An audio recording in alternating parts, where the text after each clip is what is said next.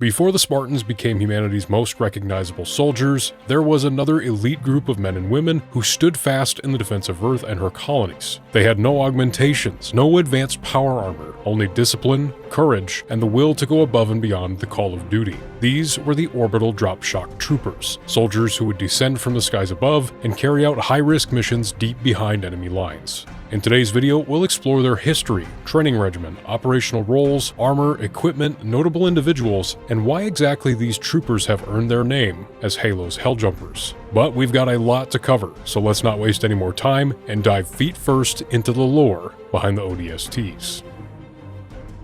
Inspired by the paratroopers of old, the Helljumpers have roots going as far back as the 22nd century, with their first iteration, the Dropjet Platoon, having been originally commissioned by the United Nations in 2129. Then, following the formation of the UNSC Marine Corps in 2136, the ODSTs became what we know them as today, making their first extraterrestrial deployments in the Mars campaign against the neo-communist Kozloviks. But when these conflicts ended in 2170 with the Callisto Treaty, the ODSTs were essentially sidelined, as more important issues like overpopulation, famine, and a massive military with no purpose gripped the struggling nations of Earth. The first major redeployment of the ODSTs would not happen again until 2490 during the early days of the insurrection. Using members of the Orion program as their models, this return brought with it an enhanced training regimen and restored reputation, and in the years that followed, the Helljumpers would conduct high-risk operations to cut off suppliers and stop insurrectionist activity before it would happen. But their directive would change drastically on November 1st, 2525, when humanity made first contact with the Covenant.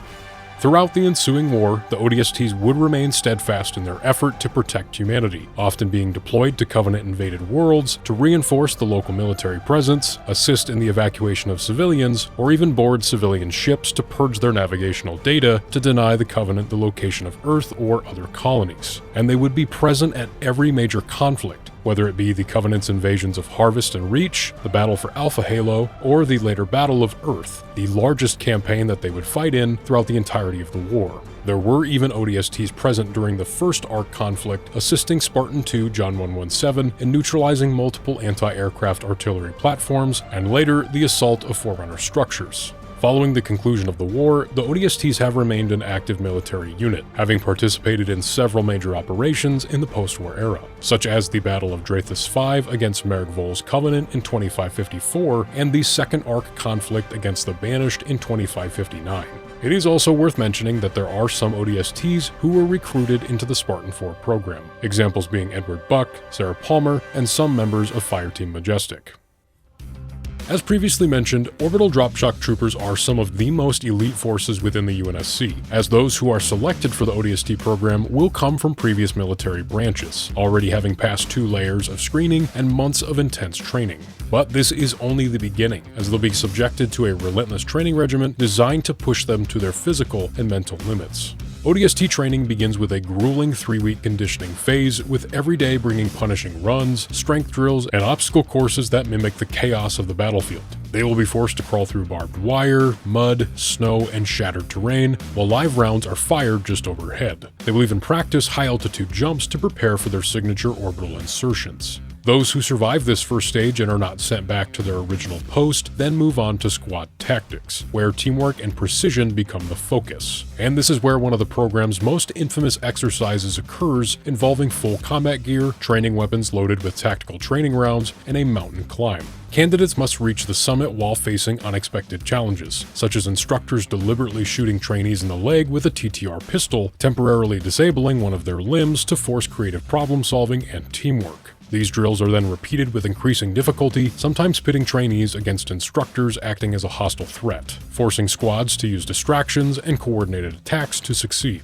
But once they've mastered squad tactics, candidates transition to firearm training. Here, smaller units are challenged to complete similar scenarios but operate independently, sharpening their leadership, communication, and coordination. Once each fire team is competent, they are then combined with others, learning how to provide mutual support, suppressive fire, and coordinated maneuvers. The emphasis on layered teamwork ensures that ODSTs can adapt to missions ranging from solo strikes to full-scale operations. And all ODST training is overseen by the 340th ODST Combat Training Unit, a specialized division dedicated to molding these soldiers into highly capable shock troopers. But for those who can excel beyond expectations, they may be selected for an even more specialized assignment. For example, ODST Morgan Cansano, recognized for her skill in leadership, was reassigned to the Special Tactics and Equipment Group known as the Hellbringers. Here she led the Firestorm Battle Group, a team specializing in anti-infantry combat and advanced weaponry.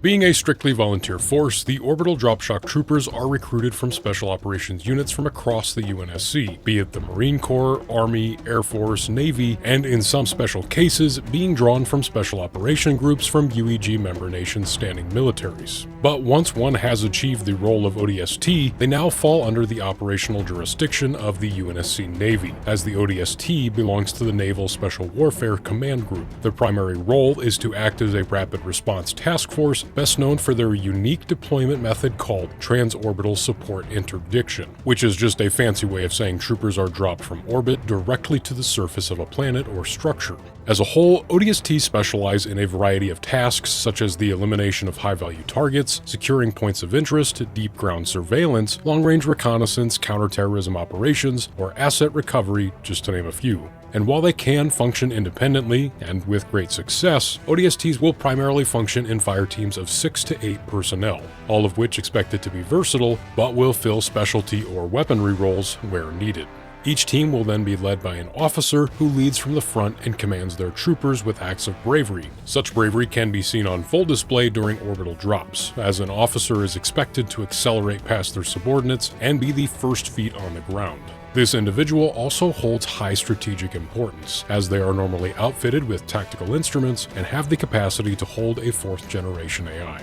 On the topic of their gear and equipment, the standard ODST battle dress uniform is manufactured by Mizraya Armory. It incorporates titanium composites for armor plating to give the user added protection, while also being vacuum rated and capable of extravehicular activity for 15 minutes. It also includes a heating and cooling system that can match the infrared signature of the current local weather, helping to maximize stealth. The helmet is a derivative of the standard issue CH-252 helmet, being equipped with modern communication gear, a heads-up display, and motion trackers. It is also issued with Visual Intelligence System Reconnaissance Technology, or VISOR in short. This is a proprietary integrated data management system that provides its users with navigational data, access to certain infrastructure systems, and allows them to store mission content. Following the recruitment of ODSTs into the Spartan 4 program, there was a high demand for armor that matched the aesthetic and functions that the troopers had come to know and love. This prompted the development of a Mjolnir Gen 2 variant of the ODST BDU.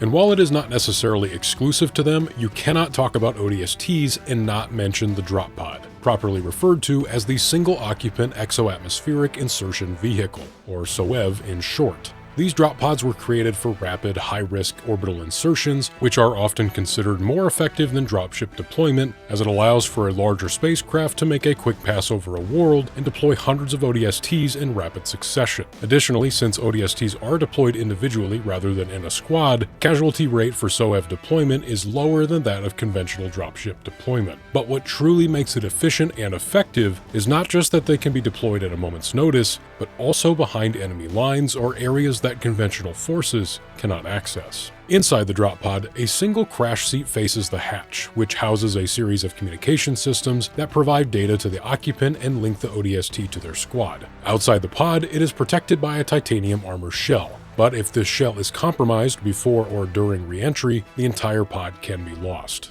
Ideally, as the pod nears the surface of its target, panels at the top deploy into a drag chute to slow its descent. Around 1 kilometer above the ground, computer-guided retro thrusters fire, rapidly reducing speed for a controlled impact. And upon landing, explosive charges will blow the hatch free, allowing the user to exit and enter combat near instantly.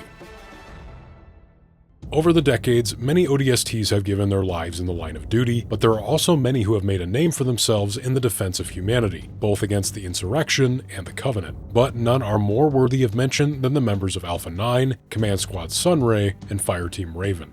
Alpha 9 is easily the most recognizable group of ODSTs in the Halo franchise, having participated in numerous engagements over the course of the Human Covenant War, including key battles on Sargasso, Reach, and Earth. In the later part of the war, its members would include Edward Buck, Michael Crespo, Kojo Agu, Taylor Henry Miles, Jonathan Doherty, and even ONI operative Veronica Dare on occasion. But in the post-war era, the team's roster went through some changes, having disbanded shortly after the betrayal of Crespo and the death of the Rookie in 2554. But the team would again be reformed in 2558, having Miles and his wife Gretchen Catola join the team, alongside Crespo, who was freed from his imprisonment. The entirety of the team also underwent Spartan 4 augmentations, except for Dare, and operated as a fire team aboard the UNSC Infinity. Whether or not the team was on board the ship when it was neutralized by the Banished in 2559 is unclear, so their current status as a whole is unknown. Another name that comes to mind is Command Squad Sunray, who is the lead element of Boomerang Company and was once the UNSC's most elite ODST team assigned to the UNSC Spirit of Fire. Its members include Elijah Vaughn, Alana Quinn, Helena Gruss, Chloe Turpin, and Devin Sparks. This team would contribute to several major battles in the earliest days of the war, but after the ship sacrificed its slipspace drive to deny the Covenant an ancient fleet of Forerunner ships on the Shield World Trove, they would be forced into a slow return trip back to human-controlled space. However, they alongside the surviving crew would be pulled into a battle for survival when they met the Banished on the Ark in 2559. Sunray would be deployed on several operations, most notable being Operation Spearbreaker. Their current status is unknown, but they are likely still engaged with Banished forces. And you can't forget the ODST's Fire Team Raven, who were assigned to the UNSC Pillar of Autumn, designated as part of the battalion connected to Operation Red Flag. It was a four-man group consisting of Ethan Graves, Marcus Hudson, Victor Ramos, and Ava Lang. They were aboard the ship when it escaped Reach and made a blind slipspace jump to what turned out to be Alpha Halo. Here, the UNSC would be aggressively pursued and outmatched, forcing everyone to abandon ship to the Ringworld's surface. The team was deployed to several critical battles across the installation, operating closely with the Master Chief's own efforts. Sadly though, the team would be killed during a last stand against the Flood as the Autumn's reactor core detonated and destroyed the ring. From their grueling training and unique origins to their specialized roles, gear, and legendary members, the ODSTs remain a symbol of courage and adaptability in the ever-changing Halo universe. And whether it's dropping feet first into hostile territory or holding the line against overwhelming odds, these soldiers have earned their name as Halo's Helljumpers.